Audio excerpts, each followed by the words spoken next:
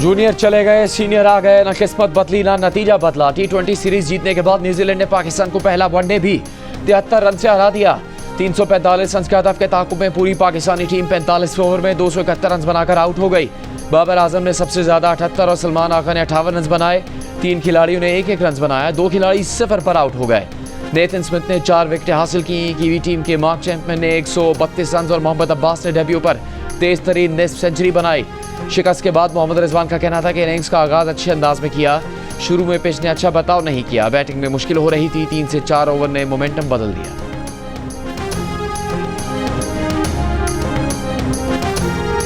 Pakistan team के batting coach Mohammad Yusuf ने New Zealand के खिलाफ पहले वनडे में पाकिस्तान की शिकस्त का जिम्मेदार बॉलर्स को करार दे दिया। सहाफी के सवाल पर सलमान आगा और इरफान न्याजी का नाम लिए बगैर कहा कि दोनों बॉलर महंगे साबित हुए। बॉलर्स को इतने रन नहीं देने चाहिए थे। देखना होगा दूसरे वनडे से पहले 5वें बॉलर की ज़रूरत है या नहीं, ऑलराउंडर को खिलाना है या एक मुकम्मल बॉलर को प्लेइंग 11 में रखना है।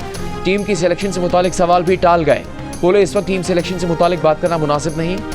बॉलरों के इजाफी 43 रन भी शिकस्त का बाइस बने। हदफ 240 से 260 तक होता तो अच्छा रहता।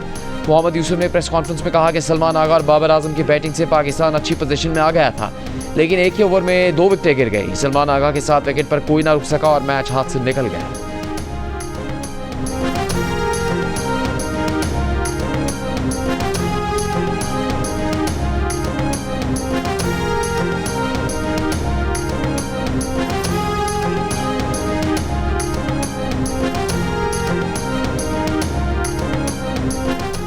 मस्तोंग में लकबास के मकाम पर बलूचिस्तान नेशनल पार्टी के धरने के करीब खुदकुश धमाका। पुलिस के मुताबिक BNP के धरने के करीब रजाकारों ने मशकूक शख्स को रोका, तलाशी लेने के लिए दूर ले गए। इस दौरान मशकूक शख्स ने खुद को धमाके से उड़ा लिया। अख्तर मेंगल के धमाके के बावजूद धरना जारी रखने का ऐलान, कहा हमले इनके हौसले पस्त नहीं कर सकते, रास्ते खुले मिले तो धरना कोयटा में होगा। तर्जुमान बलूचिस्तान हुकूमत का कहना है कि वाक़े की तहकीकात की जा रही है। इत्तफाक हुआ था कि आज हुकूमती कमेटी सरदार अख्तर मेंगल से मुलाकात करेगी। हुकूमती कमेटी रास्ते में ही थी और वाक़या पेश आ गया। अख्तर मेंगल की जमात से बातचीत जारी है, बेहतर रास्ता निकलेगा।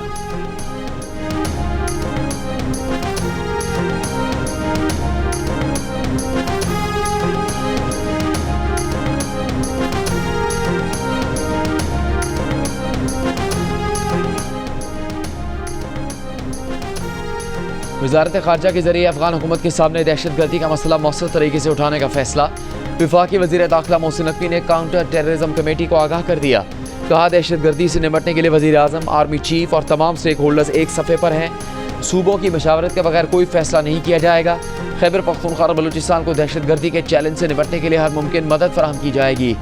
फ्रंटियर कांस्टेबलरी की तंजीम नौ के बाद इसे नेशनल रिजर्व पुलिस में तब्दील किया जा रहा है। इजलास को बताया गया कि national intelligence fusion and threat assessment centres के क़याम की मंजूरी दी जा चुकी है। सूबों में काम जारी है।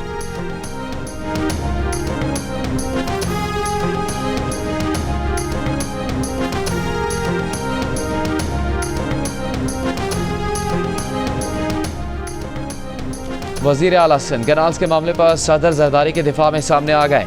कहा सदर जरदारी ने चोलिस्तान कैनाल की मंजूरी नहीं दी। सदर से मीटिंग का बहाना बनाकर कहा गया कि मंसूबे की मंजूरी हो गई है। इस इजलास के मिनट्स भी गलत बनाए गए। कैनाल्स का मामला सिंध के लिए जीने मरने का मसला है। प्रोपेगेंडा किया गया कि सिंध हुकूमत इसमें मुलविस है।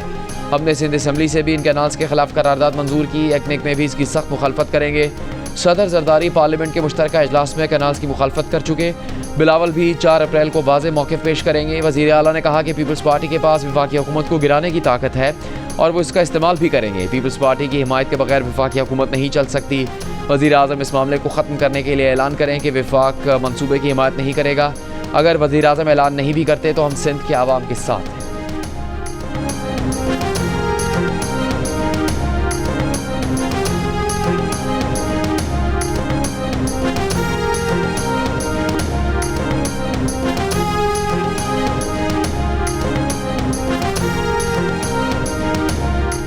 वज़ीर आला खैबर पख्तूनख्वा यामीन गंडापुर ने कहा कि सूबे में कोई फॉरवर्ड ब्लॉक नहीं बन रहा। मुल्क इस वक्त बदतरीन इंतजामी और कानूनी बहरान का शिकार है। जंग और दी न्यूज़ के नुमाइंदे अरशद अजीज़ मलिक से गुफ्तगू में वज़ीर आला खैबर पख्तूनख्वा ने इल्ज़ाम लगाया कि तहरीक इंसाफ के रहनुमाओं और कारकुनों को मुसलसल निशाना बनाया जा रहा है।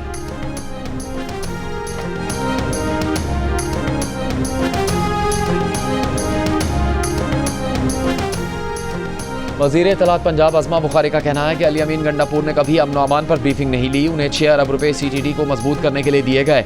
वो कहाँ गए? PTI वाले तालिबान के भाई हैं, इसलिए उनके खिलाफ नहीं बोलते। पंजाब में पुलिस को दहशतगर्दों के खिलाफ वसाइल फराहम किए गए हैं। पुलिस के महकमे को मजबूत बनाया गया है।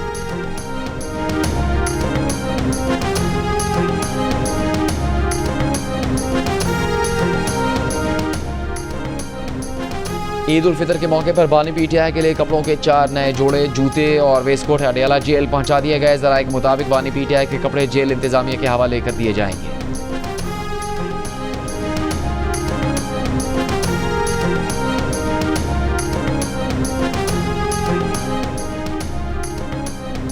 कराची में कोरंगी क्रॉसिंग के करीब गहरी खुदाई के दौरान आग कैसे लगी, वजह मालूम नहीं हो सकी। कल रात से लगी आग अब तक बुझाई नहीं जा सकी।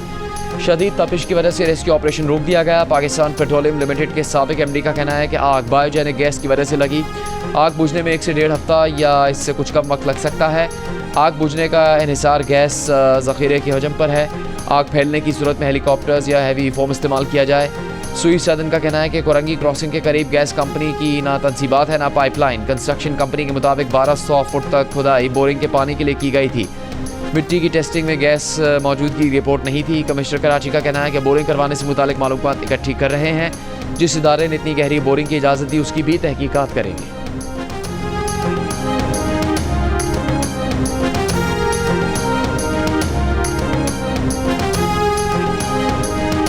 म्यांमार और थाईलैंड में 7.7 शिद्दत के ज़लज़ले से तबाही। म्यांमार में 1000 से ज़्यादा अफराद हलाक, तादाद 10,000 से ज़्यादा होने का खदशा। थाईलैंड में 10 अमवात, ज़लज़ले से कसीर मंजिला इमारतें, हवाई अड्डे, पुल और शाहराहें मलबे का ढेर बन गई। बैंकॉक में 33 मंजिला इमारत गिर गई। मलबे तले दबे 47 अफराद की तलाश का काम जारी। म्यांमार में 2900 इमारतें, 30 शाहराहें और 7 पुल तबाह हुए। दारुल हुकूमत नेपिटा और मंडाली शहर के बैन अल-अक़वामी हवाई अड्डों को शदीद नुकसान पहुँचा। नेपिटा हवाई अड्डे का कंट्रोल टावर ज़मीन बोस हो गया। दोनों हवाई अड्डे आर्जी तौर पर बंद। ज़लज़ले से चीन के सरहदी शहर में भी सैकड़ों मकानात को नुकसान पहुँचा है। चीन, रूस और मलेशिया की इमदादी टीमें म्यांमार में इमदादी सरगर्मियों में हिस्सा लेंगी।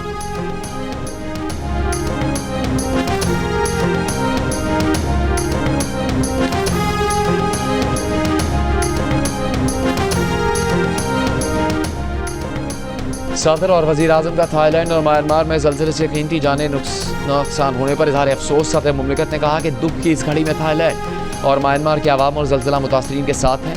वज़ीर आज़म शहबाज शरीफ का ज़लज़ला मुतासरीन से इज़हार एकजहती। कहा पाकिस्तान इस मुश्किल वक्त में म्यांमार और थाईलैंड के अवाम के साथ खड़ा है।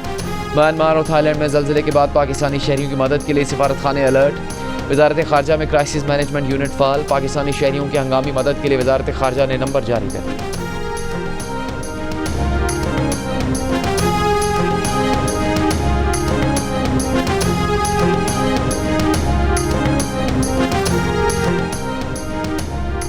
भारत में अक़लियतों पर रियासती जबर के शवाहिद मौजूद हैं। अक़लियतों के खिलाफ वाक़यात के हुकूमती अनासर के मिली भगत से होते हैं। भारत अक़लियतों के हकूक़ का चैम्पियन बनने की पोजीशन में नहीं। पाकिस्तान ने भारतीय वज़ीर ख़ारजा जयशंकर के पाकिस्तान में अक़लियतों के साथ नारवा सलूक के बयान को मुस्तरद कर दिया। तर्जुमान दफ्तर ख़ारजा ने कहा कि पाकिस्तान में रियासती इदारे अक़लियतों के तहफ़्फ़ुज़ को यकीनी बनाते हैं। इसके बरक्स भारत में अक़लियतों के खिलाफ नफ़रत और तशद्दुद को फ़रोग़ दिया जा रहा है। भारत में मसाजिद और दरगाहों पर हमले मामूल बन चुके हैं। भारतीय हुकूमत दूसरों पर तनकीद की बजाय मुसलमानों समेत अपनी तमाम अक़लियतों के तहफ़्फ़ुज़ को यकीनी बनाए।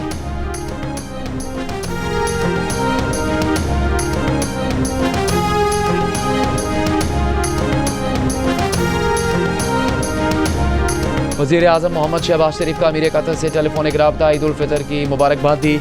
वज़ीर आज़म का दोनों मुल्कों के करीबी और देरीना बरादराना ताल्लुकात पर इज़हार इत्मीनान। सियासी, इक़्तिसादी और सकाफ़ती समेत तमाम शोबों में दो तरफ़ा ताउन को मज़ीद फ़रोग़ देने के आज़म का अयादा किया। वज़ीर आज़म का ओमान के सुल्तान से भी टेलीफोनिक रब्ता। ईद उल फितर की मुबारकबाद और दौरे पाकिस्तान की दावत दी। वज़ीर आज़म ने वज़ारत तिजारत के मस्कत के हालिया कामयाब दौरे पर कहा कि इससे बाहमी ताउन से शराकत के नए मौक़े तलाश करने की राह हमवार होगी।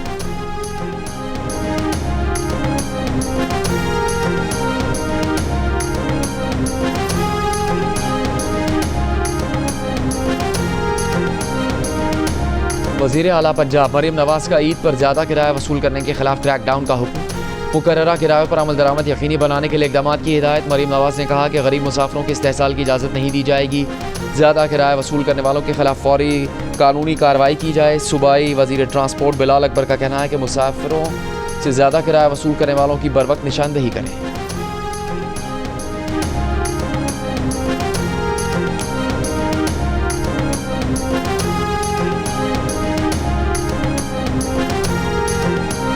वज़ीर इत्तलात सिंध शर्जील मेमन का कहना है कि जॉब पोर्टल कामयाब तजर्बा रहा है। 1,24,000 अफराद ने इस पोर्टल को इस्तेमाल किया। पोर्टल पर 2,903 फाल नौकरियां नजर आ रही हैं। सूबे के लाखों लोग पोर्टल से फ़ायदा हासिल कर रहे हैं। इसका दायरा कार वसी कर रहे हैं। चंद रोज़ पहले बिलावल भुट्टो जरदारी ने आई वर्क फॉर सिंध के नाम से पोर्टल का इफ्तिताह किया।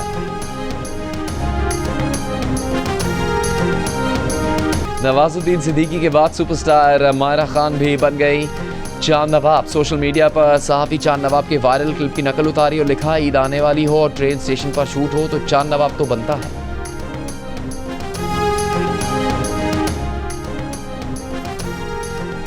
पाकिस्तान सुपर लीग की नामवर फ्रेंचाइज लाहौर कलंदर्स ने PSL 10 के लिए डैरेन गफ की जगह नया हेड कोच तलाश कर लिया। जनूबी अफ्रीका के रसल डोमिंगो 11 अप्रैल से शुरू होने वाली लीग में लाहौर कलंदर्स के लिए ये जिम्मेदारियां निभाएंगे।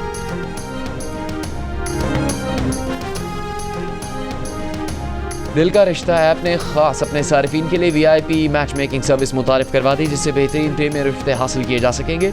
इस सर्विस के जरिए मैच मेकर्स 172 ममालिक से लाखों प्रीमियम रिश्ते हासिल कर सकते हैं।